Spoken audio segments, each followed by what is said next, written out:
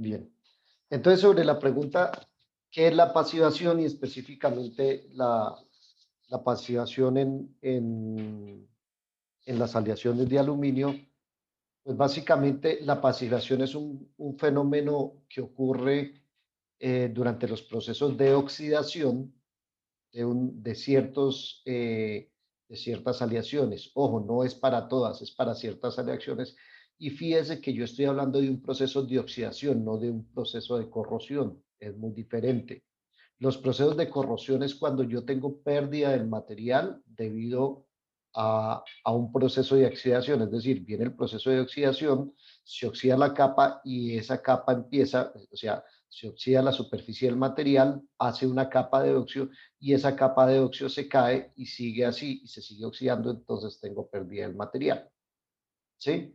Cuando yo hablo de pasivación, hablo de un fenómeno donde se oxida el material, la superficie del material, pero no tengo pérdida del material porque esa capa tiene dos condiciones. En primer lugar, esa capa es em, se adhiere muy bien a la superficie del metal, o sea, tengo una capa de óxido y el metal, y entonces esa adherencia es supremamente grande, que es muy difícil que se caiga.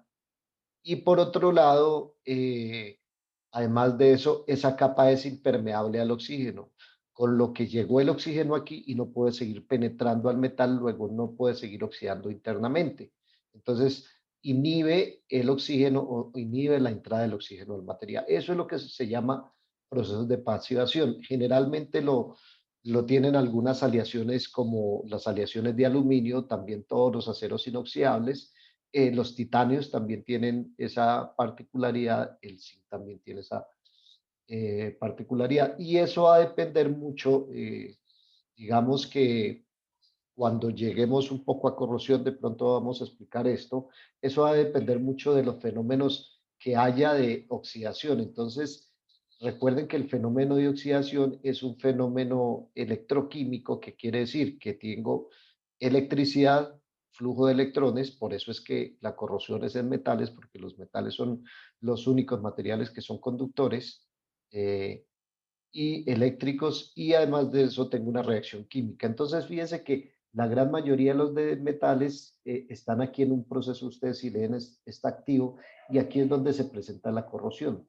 ¿Sí? Entonces tenemos una densidad de corriente y tenemos aquí un potencial, un voltaje, esto es más como hacia el lado eléctrico, un potencial donde, digamos, el metal se está corroyendo. Entonces aquí estará el hierro, aquí estará, bueno, muchos aceros, digamos, muchas aleaciones normales, ¿listo? Pero hay aleaciones donde ese potencial es mucho mayor, mucho más positivo, y entonces hace esa capa de pasivación, que es la que tenemos acá, y lo que hace es que disminuye la densidad de corriente, es decir, es como si esa capa fuera eléctricamente aislante, entonces disminuye esa densidad de corriente y anula la corrosión. ¿Sí? Entonces, volvamos, como está muy fija al metal, como no es permeable el oxígeno y además de eso, como disminuye esa densidad de corriente, entonces obviamente inhibe en los procesos de corrosión. Entonces, fíjese que aquí, ¿qué es lo que muestra la figura? Yo tengo este metal, rápidamente hizo su capa de pasivación, esta aleación, puede ser una aleación de aluminio, una aleación aquí es un ejemplo de acero inoxidable, y digamos que hubo una grieta, se desprendió material, lo hicimos adrede en un proceso de mecanizado, etcétera. Entonces, inmediatamente con el oxígeno que hay en la atmósfera, eh, ese oxígeno reacciona rápidamente con la superficie y forma muy rápidamente esa capa pasiva que me vuelve y me inhibe los procesos corrosivos. Entonces, este fenómeno le pasa al aluminio. El aluminio de por sí tiene gran avidez con el oxígeno y el aluminio forma óxidos de aluminio sobre la superficie, y esos óxidos tienen esta particularidad de ser una capa pasiva.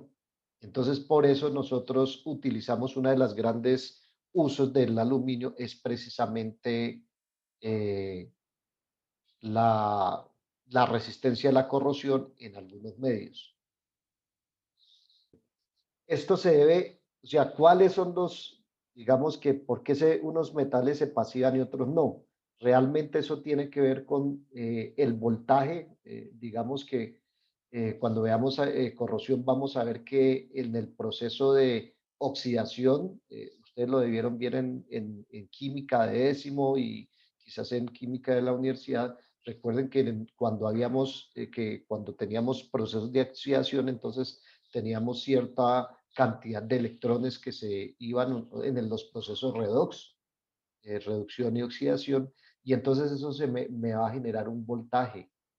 Y entonces en función de ese voltaje, si esa corriente, o sea, me da una corriente y ese voltaje, en función de esa corriente y voltaje hay, digamos, elementos que forman esta capa de paseación. Es decir, eso es como ya una característica inherente a cada elemento. Entonces, por ejemplo, el aluminio forma una capa pasiva, el titanio forma una capa pasiva, el cromo forma una capa pasiva, el níquel también la forma, el zinc. Entonces, por ejemplo, si sé que el aluminio forma esa capa pasiva, entonces yo al tener una aleación de aluminio, obviamente esa aleación va a formar esa capa pasiva. Si yo sé que el cromo y el níquel forman la capa pasiva, entonces, por ejemplo, yo al adicionarle al acero cromo, entonces sé que ese cromo me va a formar esa capa pasiva con el óxido y entonces da origen al acero inoxidable si tengo un porcentaje de cromo mayor del 10.5. Bueno, la bibliografía habla de diferentes porcentajes, pero desde el 10.5 se considera. ¿Mm? Entonces, digamos que, por ejemplo, el zinc también forma esa capa pasiva y ustedes también conocen los aceros galvanizados, donde es un acero que tiene un recubrimiento de zinc y ese zinc lo que hace es que forma esa capa pasiva y me protege el acero. Entonces, ¿cuáles forman y cuáles no? Para eso tendríamos que entender un poco más a profundidad, digamos, esta parte electroquímica de los elementos, de las aleaciones, y bueno, eso ya es un poco más profundo. Bueno, entonces aquí también surge una pregunta. Entonces, ¿será que las aleaciones que yo utilizo y son resistentes a la corrosión sufren un fenómeno de pasivación? ¿O cuáles sí o cuáles no? Entonces, fíjese que aquí aparece un grupo que llamamos metales nobles, que son metales que no tienen esta formación de capa pasiva. Ellos simplemente no se oxidan. Es decir, digamos que está el metal, la superficie es completamente metálica, no es una superficie de óxido y cuando llega el oxígeno, él no tiene la capacidad de oxidarlo. Entonces, lo que yo veo en la superficie realmente es un metal, no es un óxido. Esos son los que yo llamo metales nobles y son prácticamente el aluminio, el oro, la plata, todo el grupo de metales platínicos, ahí está el platino, el rodio, el rutenio, el osmio, el iridio y, bueno, me falta uno, y el paladio. Y también para algunas, desde algún punto de vista se considera el cobre como metal noble, digamos, una bibliografía la considera como metal noble, otra no. Es decir, estas aleaciones o estos metales y sus aleaciones en presencia del oxígeno no van a formar una capa de pasivación, pero tampoco se van a corroer. ¿Sí? Es decir, tienen una resistencia a la corrosión eh, grandísima. Bueno, eso es desde el punto de vista fenomenológico, pero ya en la aplicación real, recuerden que este fenómeno, como el fenómeno de corrosión, va a depender del tipo de medio al que está expuesto el metal. Entonces, por ejemplo, fijémonos aquí, y aquí vamos a analizar rápidamente cuál es el comportamiento de los diferentes aleaciones ferrosas y no ferrosas respecto a diferentes ambientes. Entonces, por ejemplo, fíjese que en primer lugar esta tabla está por densidad porque así yo puedo distinguir las diferentes aleaciones. Y en segundo lugar, aquí está el comportamiento de esas aleaciones respecto a los ácidos fuertes. Entonces, fíjese que yo observo acá que, por ejemplo, este que es azulito, es decir, el aluminio, tiene un comportamiento, y también, ¿por qué se ve que es el aluminio? Porque si yo miro aquí la densidad está entre más o menos 2.700 kilogramos metro cúbico, que es la densidad del aluminio. Este yo sé que es el litio, bueno, el magnesio, qué pena, porque está aquí y además por su baja densidad. Entonces, fíjese que este aluminio tiene un comportamiento excelente a ácidos fuertes. ¿Qué quiere decir?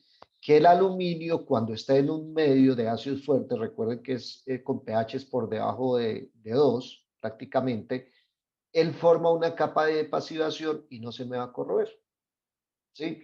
Sin embargo, fíjese qué le pasa al acero inoxidable, que él también forma capa de pasivación, ¿sí? Entonces él forma, digamos, dentro de los aceros inoxidables, recuerden que tenemos diferentes, 4 tipos diferentes: austenítico, ferrítico, martensítico y endurecible por precipitación.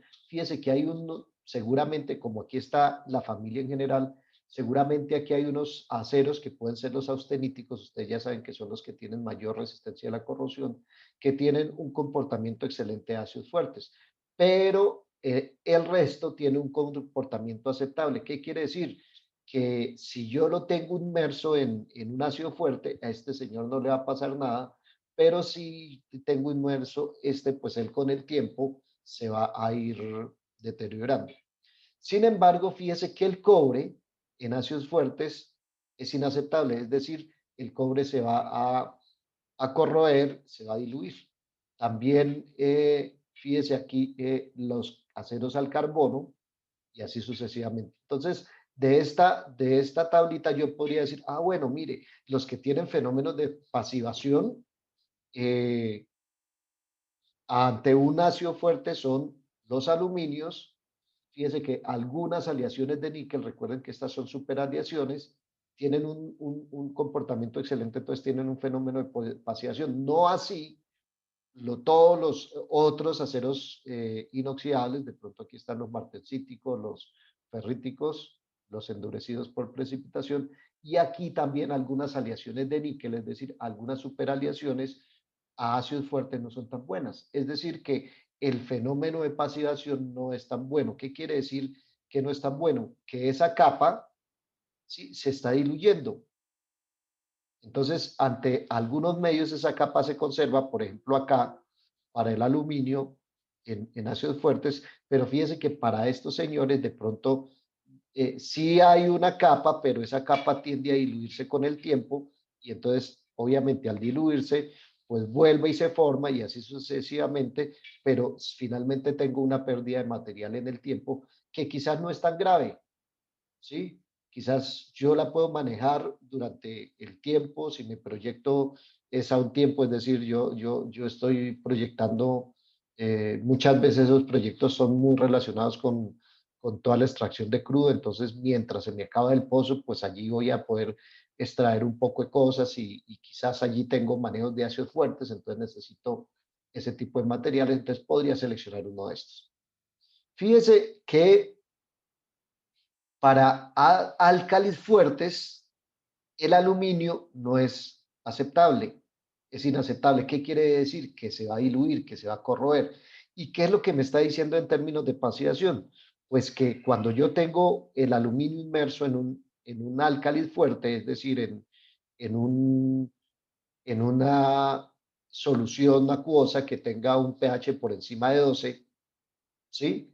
Entonces él se va a corroer. ¿Qué quiere decir que se va a corroer? Que esa capa de pasivación se va a ir perdiendo, ¿sí?